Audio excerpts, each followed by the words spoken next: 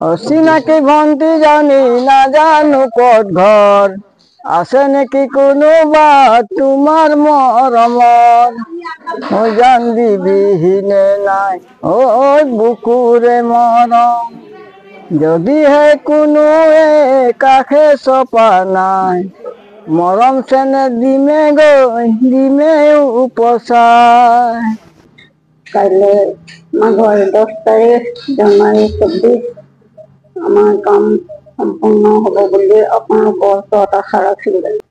মেহেন্দি লগালো আজি আৰু হেৰি কৰিব থ্ৰেডিং কৰিব আৰু মেহেন্দি আৰু লগাব।